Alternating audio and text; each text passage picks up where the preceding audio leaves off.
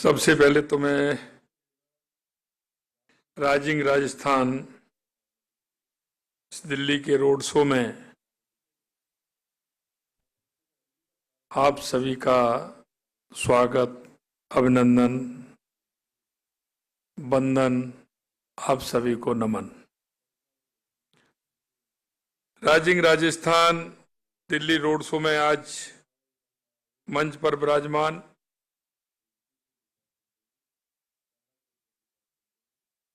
मेरी कैबिनेट में मेरे साथी, बहुत ही डायनामिक, जो उद्योग मंत्री के रूप में अपना कार्य कर रहे हैं, ऐसे श्रीमान कर्नल राज्यवर्धन सिंह राठौड़ साहब,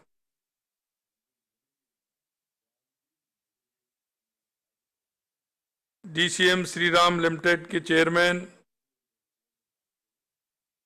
श्री अजय श्रीराम जी,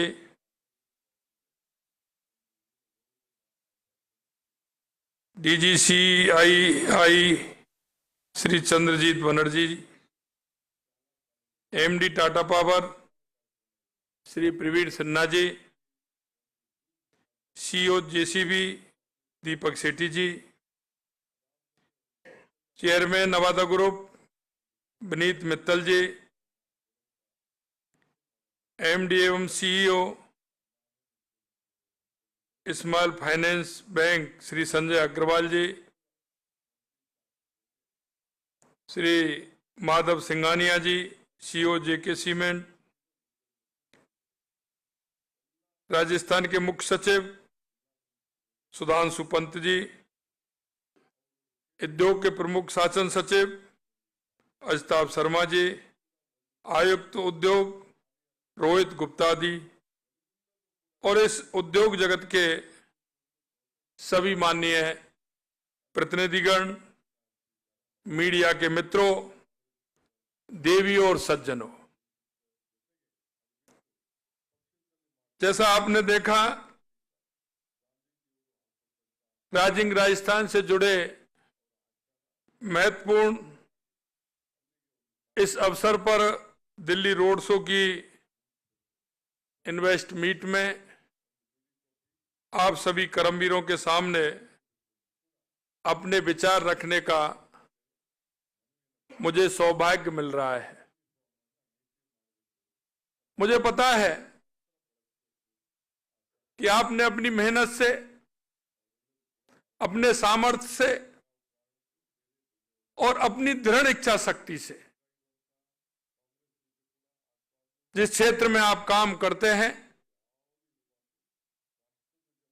आपने अपने काम को बढ़ाने का काम किया और आपने उस क्षेत्र में अपनी पहचान बनाई। इसके लिए भी मैं आप सभी को दिल की गहराइयों से बहुत बहुत धन्यवाद देता हूं। जब मैं आप जैसे दूरदर्शी लोगों को देखता हूं तो मन में एक कल्पना आती है और वो कल्पना ये आती है कि आप अपने उद्योग को बढ़ा रहे हैं, लेकिन मैं कहना चाहता हूं कि आपके माध्यम से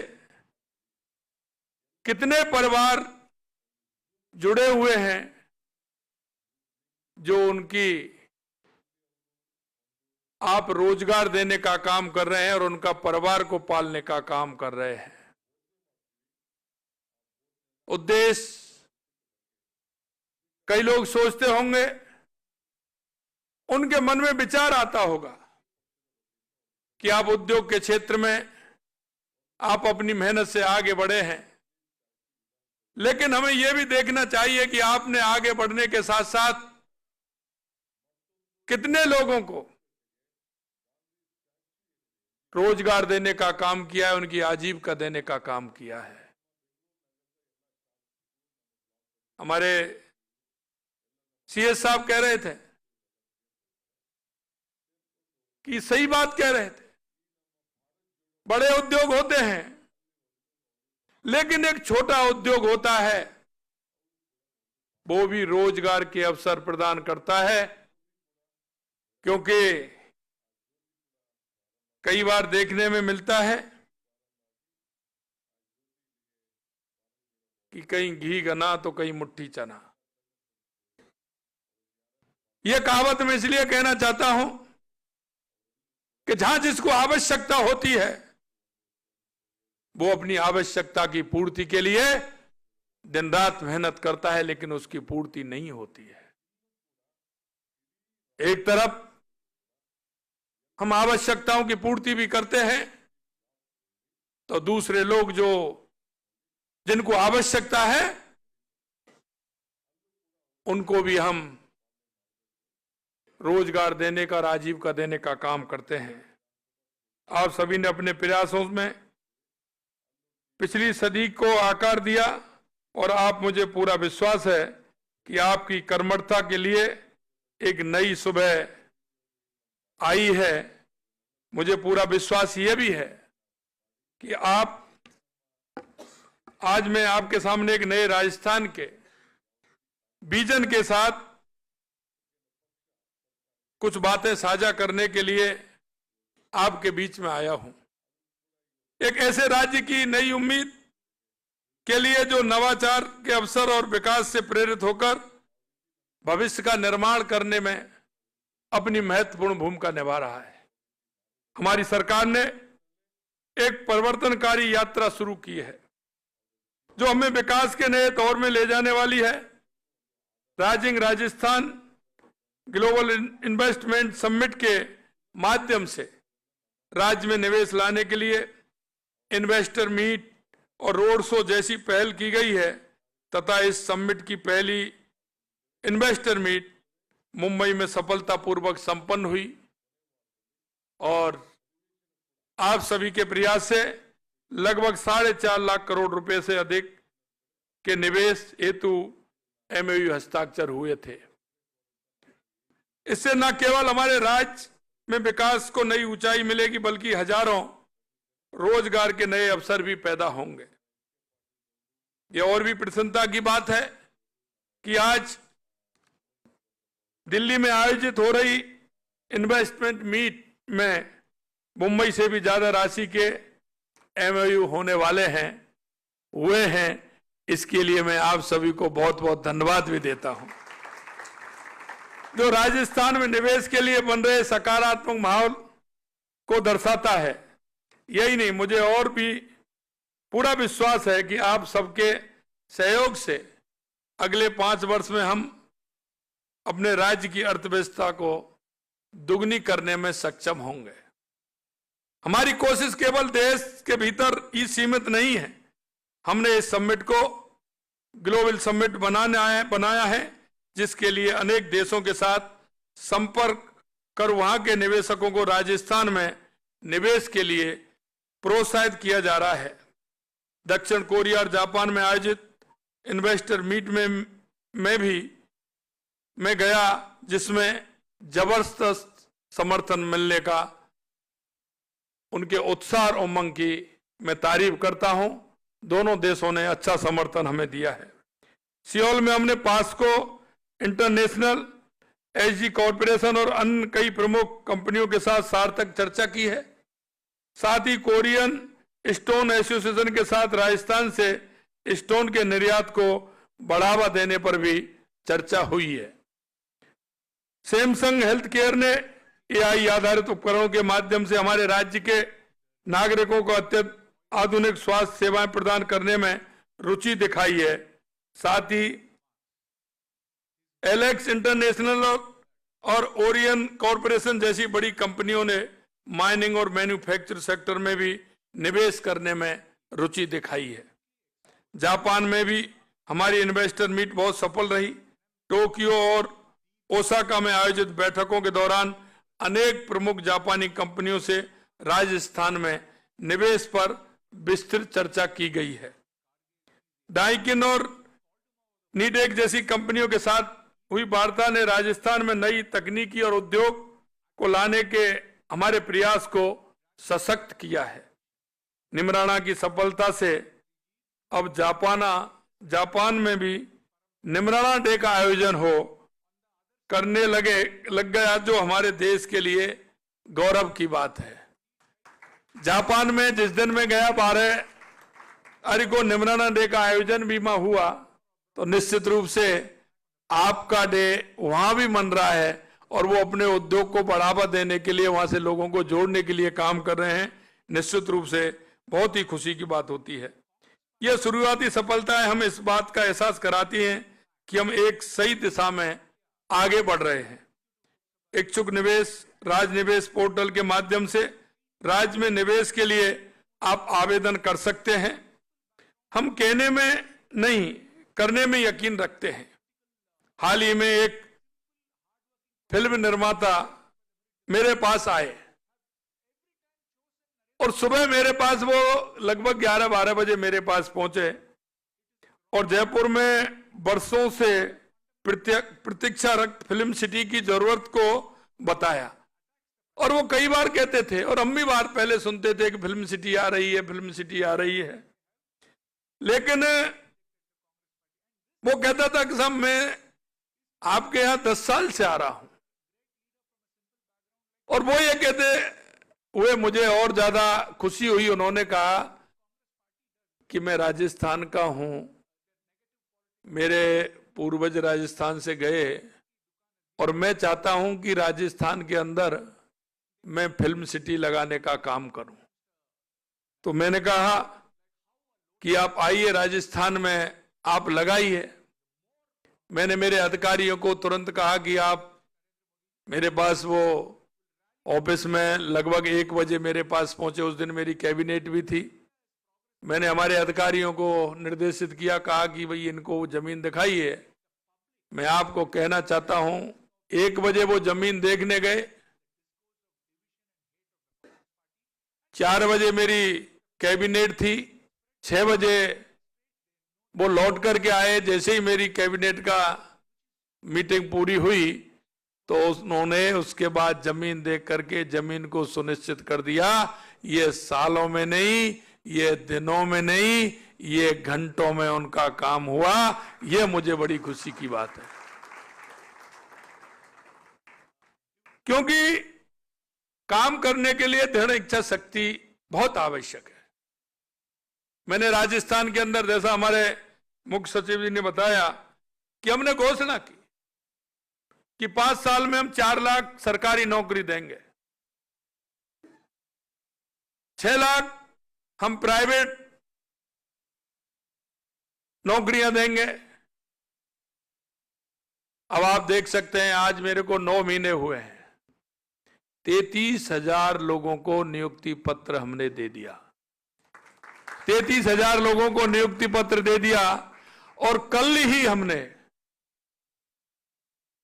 लगभग 90,000 वैकेंसी कल हमने हमारी कैबिनेट में मंजूर की है। 90,000 वैकेंसी हमने निकाली है। मैं कहना चाहता हूं, चतुर्थ श्रेणी कर्मचारी की भर्तियां अब लगाइए कि एक साथ 60,000 वैकेंसियां निकले। ये कब से नहीं हुई, क्यों नहीं हुई? लेकिन हमने तुरंत 60,000 वैकेंसी उसके लिए निकाली। 23,000 वैकेंसियां हमने हमारे सफाई कर्मचारियों के लिए निकाली और लगभग 7,000 के लगभग हमने हमारे जो चालक, हमारे ड्राइवर जो होते हैं, उनकी हमने वैकेंसी निकालने का काम किया है। और हमने कहा है कि इस साल हम सरकार के माध्यम से 1 लाख हमारे युवाओं को नौकरी देने का काम करेंगे।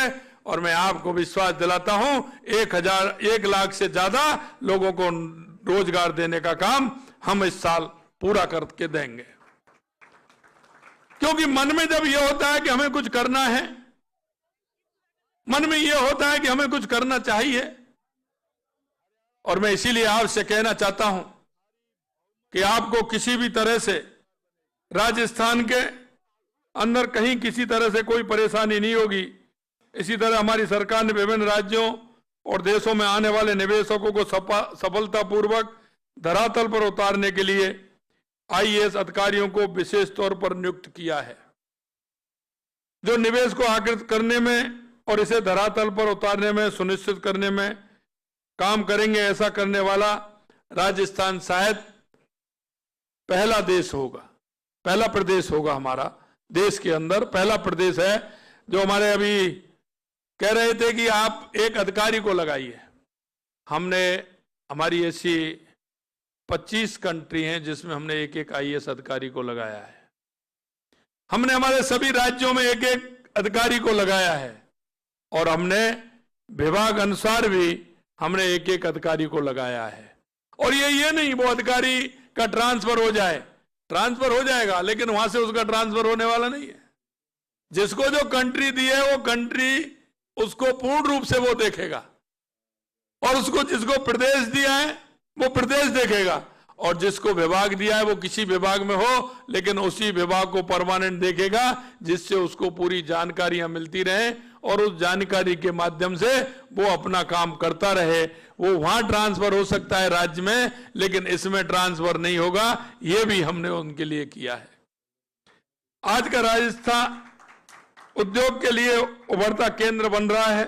हमने प्रक्रियाओं को सरल और निवेशक केंद्रित दृष्टिकोण अपनाकर व्यापारिक माहौल को अनुकूल बनाया है।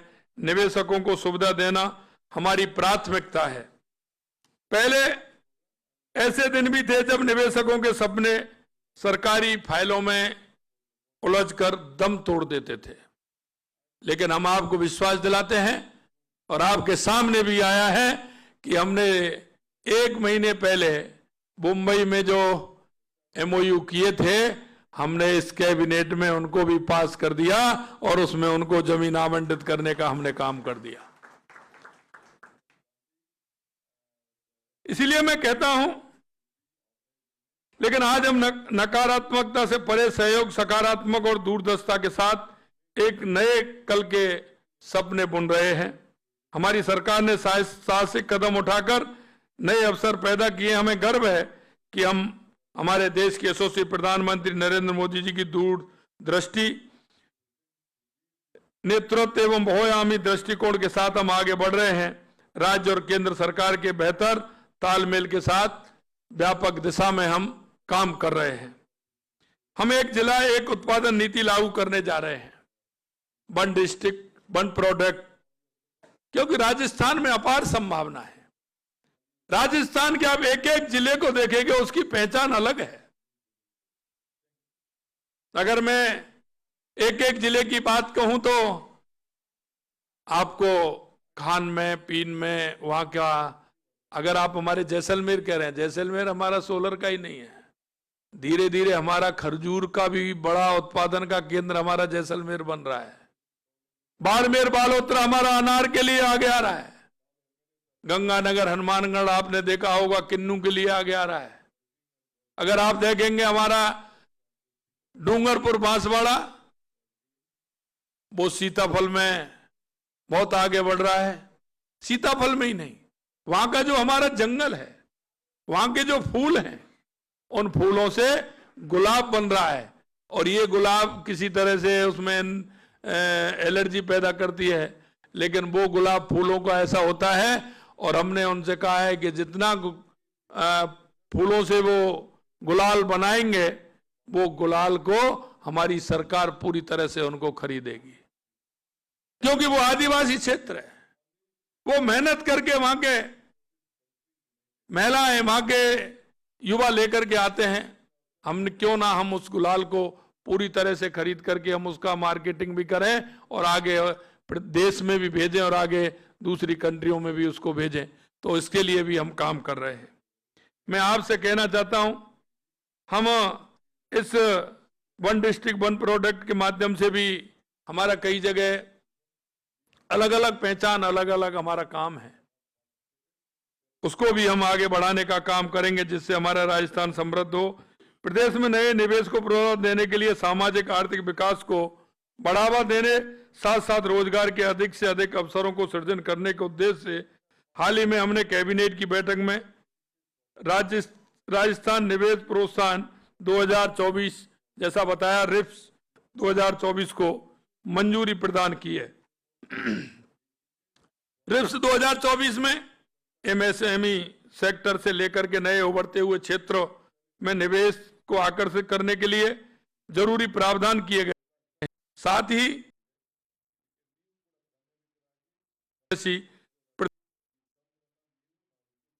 सेक्टर से लेकर के नए उभरते हुए क्षेत्रों में निवेश को आकर्षित करने के लिए जरूरी प्रावधान किए गए हैं।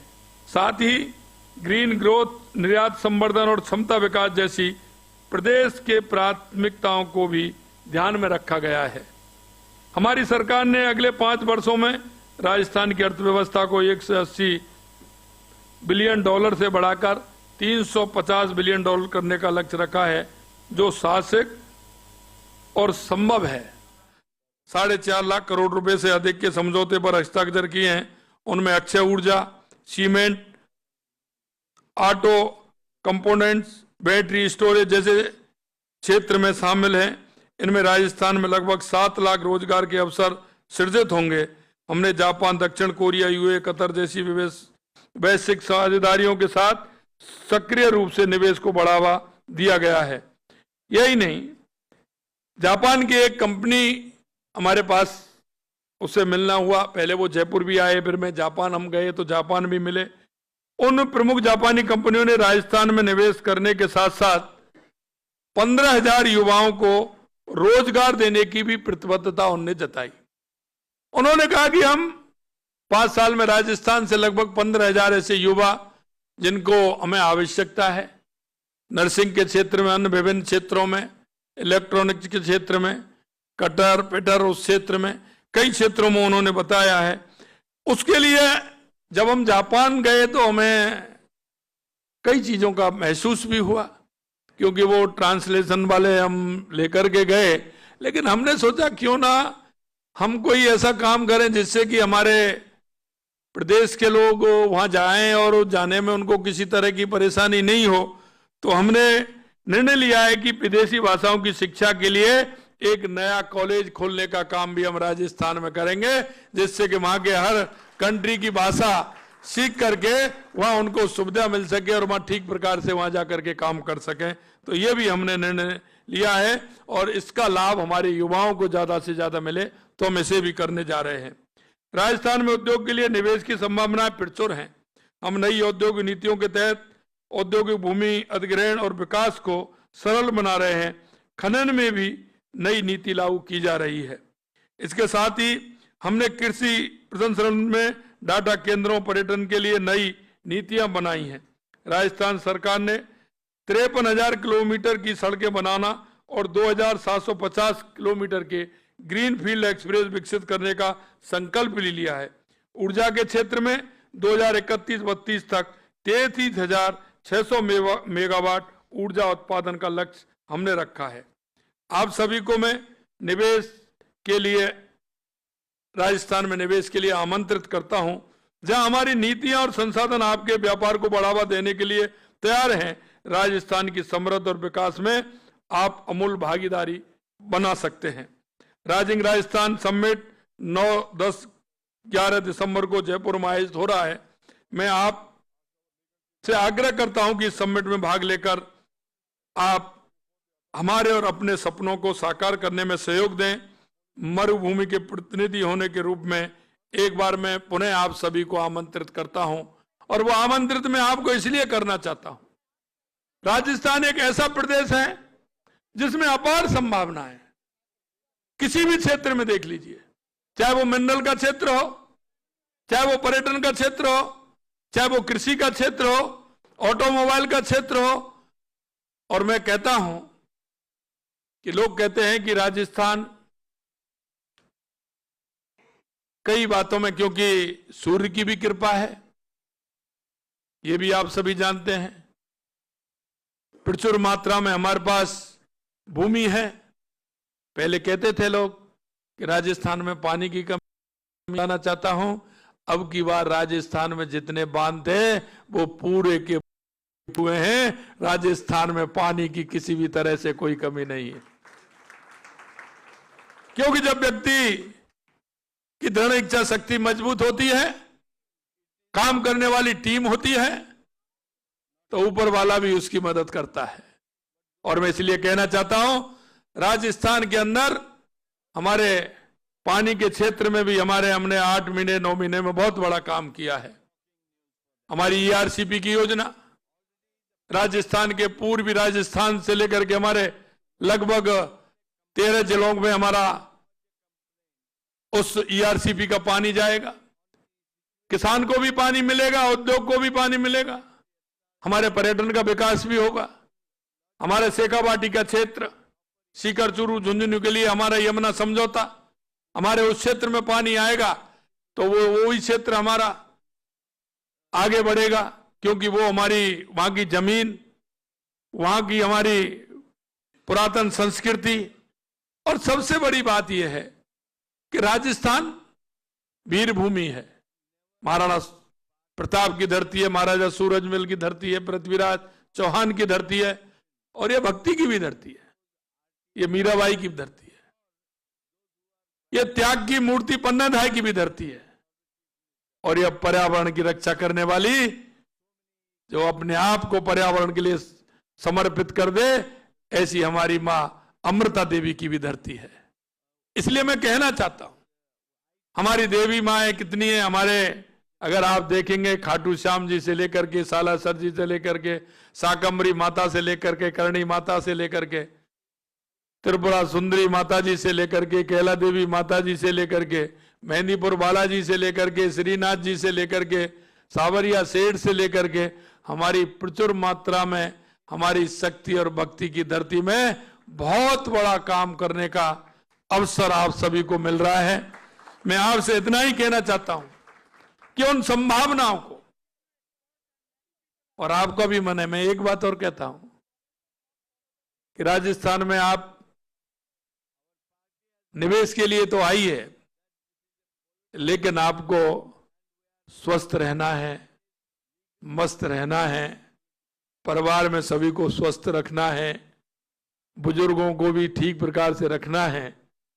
तो वहां की आब हवा, वहां का पर्यावरण, आप देख सकते हैं कि राजस्थान के अंदर बिल्कुल शुद्ध वायु, शुद्ध वातावरण, और श्री अन्न अगर सबसे ज्यादा पैदा होता है तो वो राजस्थान की मिट्टी से होता है। जब हम अच्छा अन्न खाएंगे, श्री अन्न हम खाएंगे, अच्छी हवा में रहेंगे, तो आइए मैं आपको निवेश के भी लिए आमंत्रित करता हूं। और जैसा कहा कि आप वहां आइए, मकान आपके जो राजस्थान प्रवासी हैं उनके तो है ही, उनको भी ठीक प्रकार से करिए, और जिनके नहीं हैं वो फार्म हाउस भी बनाइए, आकर के मकान भी बनाइए, आराम से एक ऐसे पर्यावरण जो आप मन में विचार करते होंगे कि हम कहाँ रहना चाहिए, खाने को भी अच्छा मिलेगा, शुद्ध पानी भी मिलेगा, श्री अन्न भी मिलेगा, और एक अच्छी हवा भी आपको मिलेगी। आप सभी को मैं दिल की गहराइयों से आमंत्रित करता हूं, राजस्थान आपका है, अग्रणी राजस्थान बने, पधारो हमारे देश। आप सभी इतनी बड़ी संख्या में आए हैं, और आज एक बार मैं उन सभी को भी धन्यवाद देना चाहता हूं जिन्होंने आज जो किए हैं, मैं उनको भी धन्यवाद देना चाहता हूं कि इतनी बड़ी संख्या में उन्होंने MOU आज किए हैं। आप सभी को बहुत बहुत धन्यवाद। जय हिंद, जय भारत। पुनः आप सभी का स्वागत, अभिनंदन। पधारो हमारे देश। जय हिंद, जय भारत, जय Rajasthan.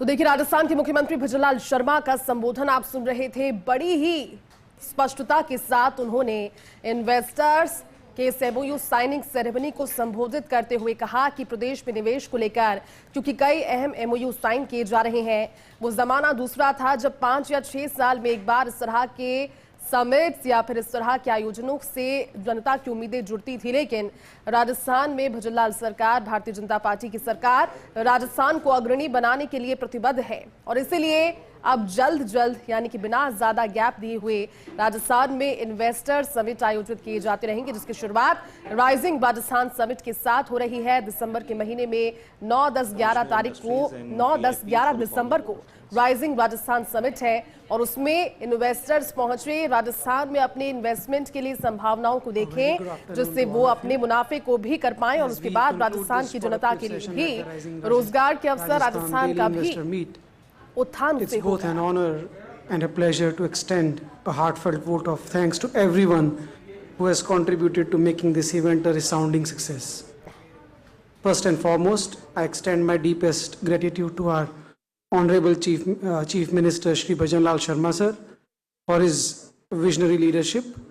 Sir, I am profoundly thankful for your continuous guidance and unwavering support. Under your leadership, the state is undergoing a transformation and has started reaping results on the ground. To Honorable Minister of Industries, Colonel Rajyavardhan Rathore, for his invaluable presence and insightful thoughts. My sincere gratitude also goes to our Chief Secretary, Shri Sudhanshu Mansar, for his exceptional leadership and timely directions in implementing the vision of our state. I would 9, 10, 11 दिसंबर को हमारा ये rising Rajasthan होने वाला है। मुझे उम्मीद है कि हम और अभी बहुत आगे इसमें पहुंचने वाले हैं, क्योंकि राजस्थान के अंदर जिस तरह की संभावनाएं हैं और संभावनाएं हर क्षेत्र में हैं।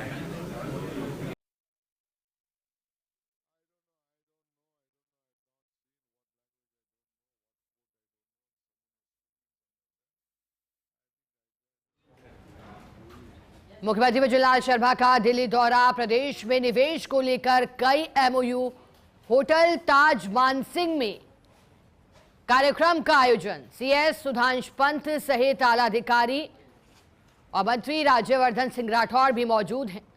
हमारे देश राजस्थान के अंदर आइए, उद्योग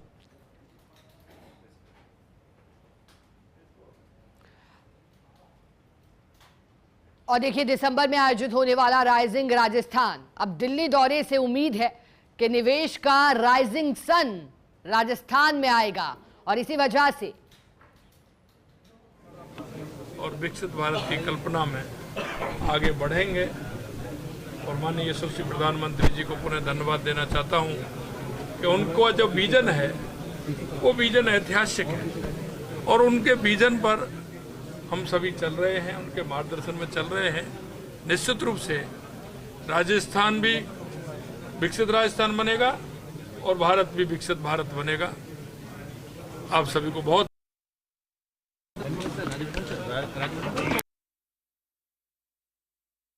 देखिए, मुख्यमंत्री भजनलाल शर्मा ने बताया कि विकसित